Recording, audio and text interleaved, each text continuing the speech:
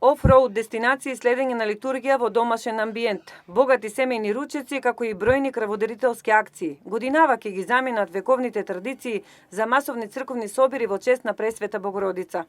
Пандемијата ги диктира правилата на однесување пред секој црковен храм. Овогодинешното чествување на успетието на мајката на Исус, проследено со прекин на Богородичниот пост, земање на света причеста и помазание со светото масло од иконата на големата светица, ќе бидат максимално редуцирани. Дали протоколот ќе ги спречи верниците да практикуваат масовно групирање што подразбира недржање на дистанца? Ова прашање не си го поставуваат припадниците на група верници кои со теренски возила решили да ги премостат вековите, враќајќи се 1000 години наназад кога Свети Јован Бигорски го започнал градењето на манастирот. Десетина моторизирани штипјани на кои попатно ќе им се придружат и колеги од Македонска Каменица, Крива Палјанка и Благоевград, ќе ја извозат исцртаната маршрута од Дебар преку Осоговските планини па се до планината Рила во Бугарија.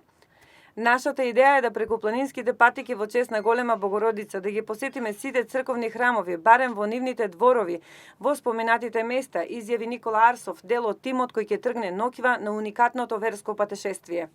Градоначалникот на Берово Звонко Пакевски сосема неволно констатираше дека утре ќе бидат прекинати и вековните традиции за звучно верско одбележување на успението на Пресвета Богородица, во чија чест по свечената литургија се донираат црковни ручеци зачинети со месо од 100 јагниња.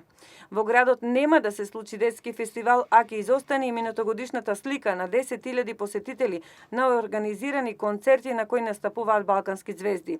Слична е состојбата и во Македонска Каменица. Денот на рударите ќе биде поразлично одбележан за прв пат, вели градоначалничката, која напоменува дека заштитничката на рударите, Пресветата мајка Богородица ќе биде опеана само во христијанските молитви и рударскиот символ среќно, без масовни собирања.